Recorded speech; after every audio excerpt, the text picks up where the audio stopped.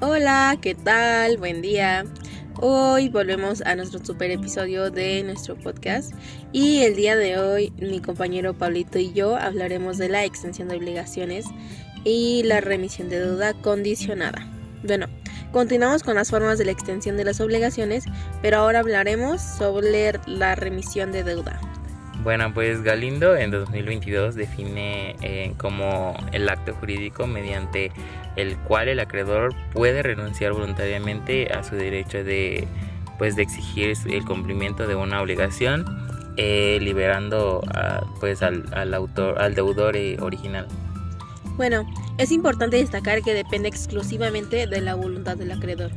De acuerdo con el artículo 2210 del Código Civil Federal, también se conoce como donación, y al extinguir la deuda principal se extinguen las obligaciones accesorias. Y bueno, también les hablaremos de las formas de manifestación que pueden ser expresa cuando se declara claramente la voluntad de perdonar la deuda. O también puede ser de manera tácita, que es cuando se desprende de actos que demuestran esa intención. Bueno, los requisitos y los límites de este tema son la remisión, que puede ser aceptada libremente por el deudor. Por lo tanto, si existe coacción o simulación, será completamente nula. Tampoco debe afectar los derechos de terceros. Por ejemplo, en copropiedad, todos deben consentir la codonación. Bueno, también incluso puede condonarse solo la obligación accesoria, como por ejemplo los intereses, subsistiendo la principal. Bueno, en conclusión de esto, la remisión extingue la obligación sin que el deudor cumpla la prestación, al igual que ocurre con la confusión. Bueno, también aquí encontramos lo que es la prescripción negativa, que viene siendo que viene siendo la pérdida o adquisición de un derecho por el transcurso del tiempo. Robles en 2022 define como un medio de defensa que extingue la acción para exigir una obligación cuando el titular no la ejerza en tiempo legal. Bueno, y en el artículo 1158 del Código Civil Federal establece que opera por solo transcurso del tiempo fijo por la ley. Bueno, también aquí hay plazos de prescripción. Los plazos principales son 10 años, que es la regla general para exigir el cumplimiento de las obligaciones.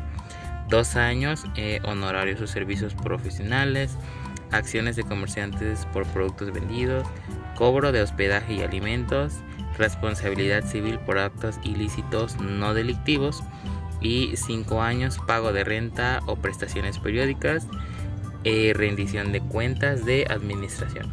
Es importante mencionar que la prescripción no opera en pensiones alimenticias. También aquí entra en juego la suspensión de la prescripción. Conforme al artículo 1167 del Código Civil Federal, se suspende en casos como lo son por incapacidad sin tutor, entre ascendientes y descendientes, entre cónyuges, o incluso también cuando ausentes, copropietarios o personas estén en servicio militar. Bueno, también tenemos la interrupción de la prescripción, que en el artículo 1168 señala que se interrumpe cuando es por demanda judicial, por despojo de la posesión por más de un año, por reconocimiento expreso o tácito del derecho. También si hay reconocimiento, el plazo vuelve a comenzar nuevamente. Bueno, y en resumen de esto, si no se exige el cumplimiento en tiempo y forma, la obligación se puede llegar a extinguir. También está el término resolutorio. El término resolutorio es básicamente el plazo que se fija en un contrato cuyo vencimiento extingue automáticamente derechos y obligaciones. Bueno, y también como ya lo mencionamos, Robles en 2022 explica que al cumplirse el término, el contrato finaliza sin necesidad de declaración judicial. Algunas de las características son que es un derecho futuro y es cierto, está previamente ya pactado, produce extinción automática, y también no requiere de una intervención judicial. Bueno, esta es una de las herramientas eficaces para delimitar la vigencia contractual. En este caso es el caso fortuito o de fuerza mayor. Bueno, y pues finalmente abordaremos pues lo que viene siendo el caso fortuito o la fuerza mayor, que aquí mi compañera Caro les va a dar como una introducción. Bueno, este es un suceso impredecible e inevitable que impide el cumplimiento de una obligación. Bueno, entonces se trata de causas externas a la voluntad del deudor que hacen imposible cumplir.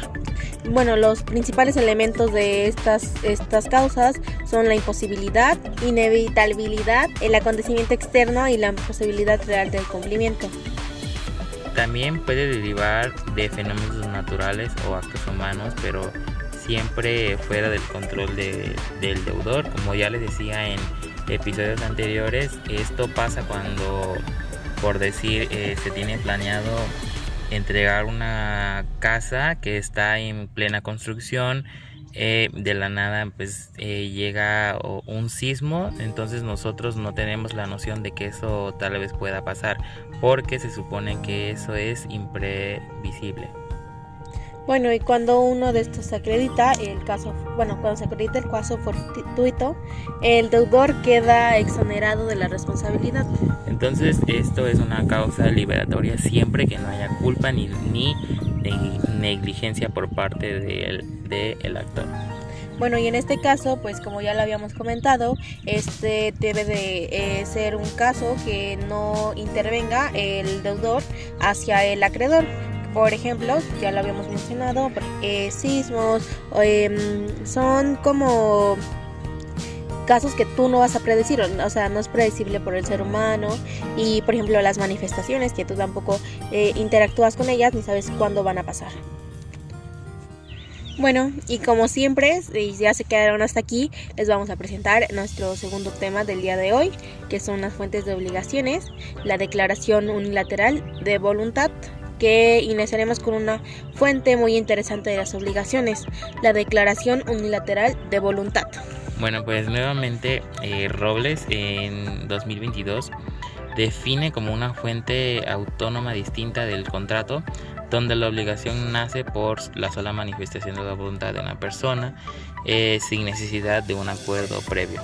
Bueno, es decir, lo que dice mi compañero Chalche, basta con la voluntad de una sola persona para generar una obligación exigible por terceros.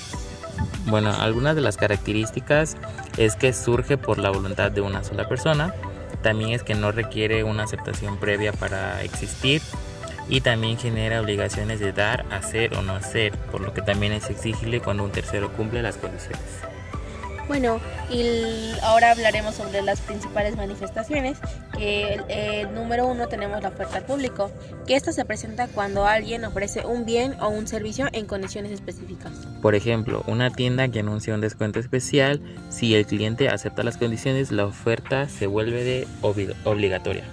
Y bueno, como número 2 tenemos la promesa de recompensa, que ocurre cuando alguien promete una recompensa por realizar una determinada acción.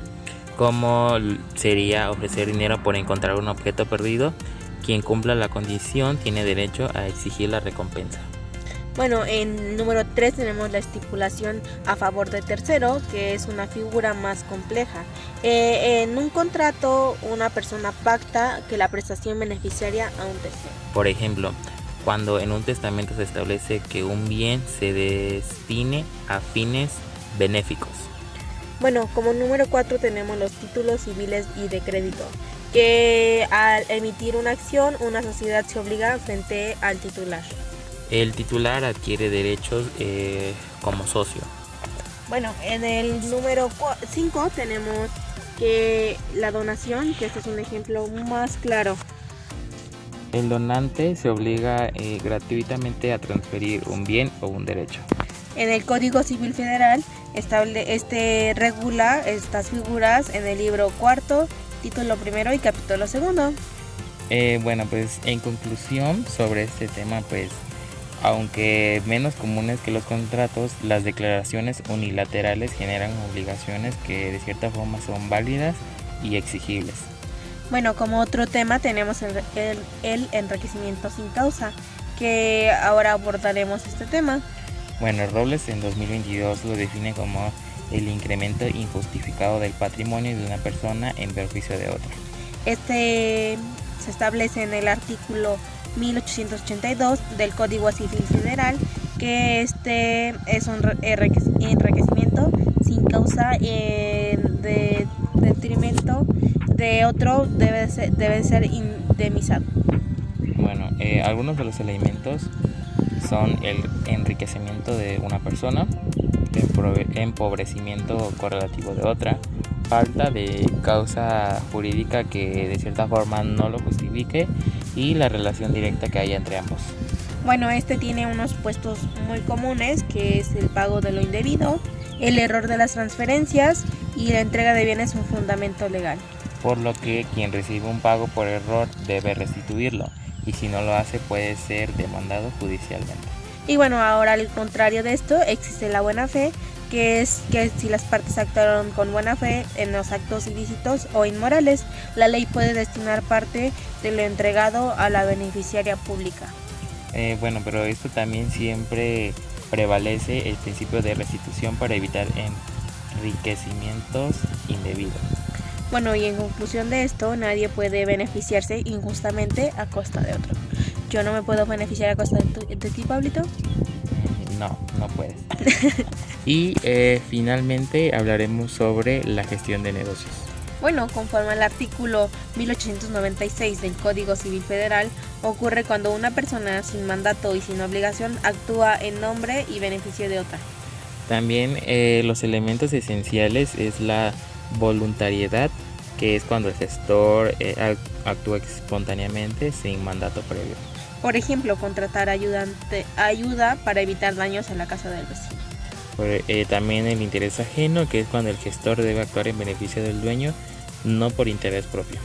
Bueno, y en este caso también es muy de suma importancia la responsabilidad, porque este gestor debe actuar con negligencia y responde por daños causados por negligencia. También la ratificación, que es cuando el dueño puede ratificar o rechazar la gestión. Si el dueño la ratifica, se equipará a un mandato. Si no, el gestor puede exigir reembolso de gastos necesarios y útiles. Y bueno, pues en conclusión, las fuentes de las obligaciones no se limitan al contrato. También surgen de actos que vienen siendo unilaterales, del enriquecimiento injustificado y de la gestión espontánea de negocios que son ajenos. Bueno, todas estas figuras buscan mantener el equilibrio jurídico y la justicia patrimonial. Me gustaría como recalcar que comprenderlas pues es bastante fundamental para así poderlas aplicar correctamente en la materia del derecho civil.